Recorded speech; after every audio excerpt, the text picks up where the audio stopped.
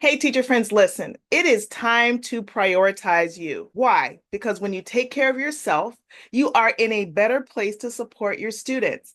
And that is why in today's video, I am sharing 3 simple self-care practices that every teacher can start right now to stay energized and balanced, helping you to show up as your best teacher self.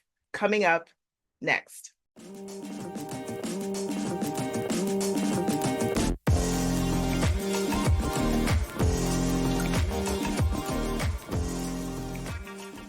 Hey, teacher friends, Michelle here. I'm a behavior strategist, and I help teachers, schools, districts, and student-based organizations with strategies, tips, and systems for managing student behavior and cultivating positive learning environments.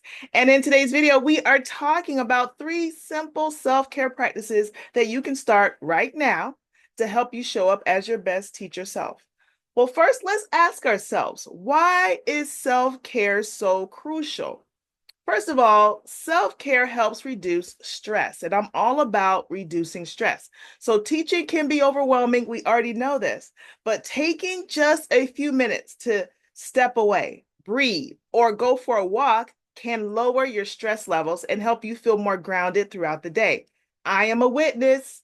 I used to take stress walks during my lunchtime, sometimes during my planning, just to calm down, just to release some stress, just to even give myself a little charge physically and mentally, and it works. Why is self-care so crucial? Because it boosts your overall well-being. So when you focus on physical, mental, and emotional health, whether it's through sleep, healthy eating, doing something you enjoy outside of teaching, you will feel more energized and ready to take on the day. It's like it fills your cup.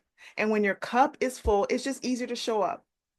And then finally, taking care of yourself helps you to stay effective in the classroom. So when you're well rested, well balanced, you can show up as your best teacher self, creating a positive, focused environment for both you and your students. So when I was in balance, when I was like, I feel like my personal cup was full, I was taking care of myself, I was more passionate about my job. I could share my excitement with my students. I was more organized in my classroom as well. So all of these things of self-care brought a tremendous benefit to me in the classroom. So here's something I need you to know if you don't know already, is that self-care is not selfish, it's necessary. Put this in your mind. Self-care is not selfish, it's necessary. And by reducing stress, improving your well-being, maintaining your effectiveness, you're not only helping yourself, but you're also helping your students, you're helping the school. So it's really important to make self-care a priority. And I know with teachers, it's already hard, it's already difficult because we're so used to giving and giving and giving and pouring out and pouring out and pouring out. And unfortunately, too many teachers are finding out that pouring out without pouring in is damaging you as a person and you as a teacher. So let me just share these 3 easy to implement practices right now. Start your day with a quick routine of getting your mind right and having some gratitude. So what I mean by getting your mind right, reading something or listening to something that excites you, that inspires you to go out there and teach, that rejuvenates you, that makes you even more passionate or reminds you of the passion you have for teaching. And then when it comes to the gratitude practice, try to find at least 3 things that you are thankful for in your teaching career. And so it could be a student, it could be the joy it brings you, it could be the challenge, doesn't matter. And this routine can literally take you 3 to 5 minutes. And this is also something that you can do in the parking lot before you get out of your car if you choose to.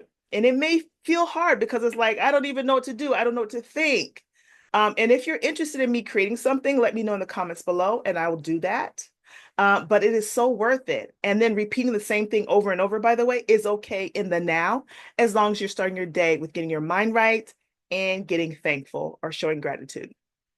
Number 2, take small breaks throughout the day. So that can look like a stretch, a quick walk. I've talked about this in my previous video. The value of a teacher stress walk is really, really good. Don't let people interrupt it and just have a go-to response that says, if they say, oh, I'm so glad I saw you. Let me talk to you for a moment. It's like, oh, I'm so glad we saw each other, but right now I have an appointment or I'm on a mission or I have something I'm working on. I'll be back in blah, blah minutes, or we can talk at this time. Some people may get offended because they're used to you always being available, but guess what? You're not, because you're taking care of yourself and that's a priority. So that could look like doing some mini stretches in the back of the room. I don't know, figure it out, but just take a break. That is the key. And then number 3, dedicate time. Dedicate time. Let me say it one more time. Dedicate. That means on purpose and intentionally cultivate, dedicate time for hobbies or activities that you enjoy outside of work. My brother loves bowling. Okay. There is nothing that will interrupt his bowling. Matter of fact, even when his schedule seems like it's too crazy, he's like, I got to do the bowling because he knows that's my thing that lets me release my stress. So do not get into the trap of letting teaching be your entire life, because it's not, right? It's a part of your life. And hopefully for many of you, it's a positive part of your life, but it's not your entire. So find a hobby, find a thing. If it's a Netflix, fine. If it's something, if it's, for me, it's painting, it's hanging out with friends. Sometimes it's movies. It kind of changes due to the season, but find the thing.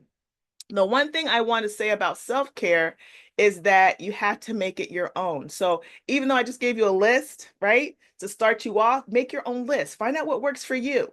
So don't rely on my list. You can use my list, let my list inspire you. Try some things out on my list, but cultivate a list of practices that work for you.